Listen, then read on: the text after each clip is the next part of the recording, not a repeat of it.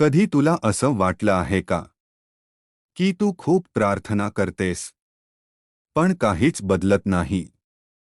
तू रोज स्वामींचं नाव घेतेस पण आयुष्यातील समस्या संपत नाहीत.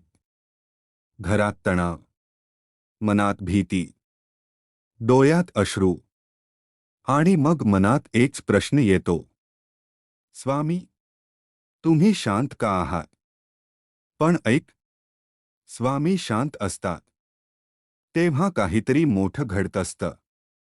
कारण देव कधीच घाई करत नाही.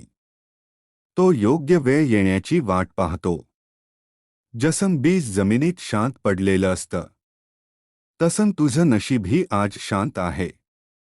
पण आतून मोठा बदल सुरू आहे. तू आज ज्या वेदना सहन करते आहेस त्या तुला कमजोर बनवण्यासाठी नाही, त्या तुला मजबूत बनवण्यासाठी आहे.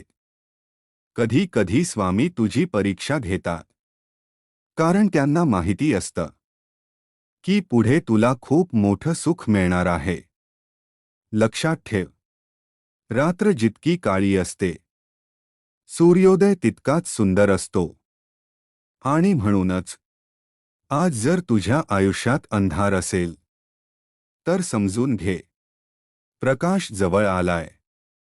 लोकांनी तुला सोडलं असेल, तुझ्यावर हसलं असेल, तुला कमी समजलं असेल, पण स्वामी नाही.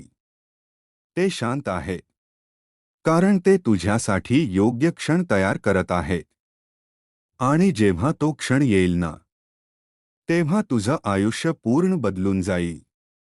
एक दिवस असा येईल जे लोक आज तुला दुर्लक्ष करत आहेत तेच लोक उद्या तुझं यश पाहून आश्चर्यचकित होतील. कारण स्वामी उशीर करतात पण अन्याय कधीच करत नाहीत. म्हणून आज फक्त एक काम कर, हार मानू नकोस. स्वामींचं नाव घेत राहा, विश्वास ठेव आणि शांत राहा. कारण स्वामी शांत आहेत म्हणजे तुझ्यासाठी काहीतरी मोठं घडतंय.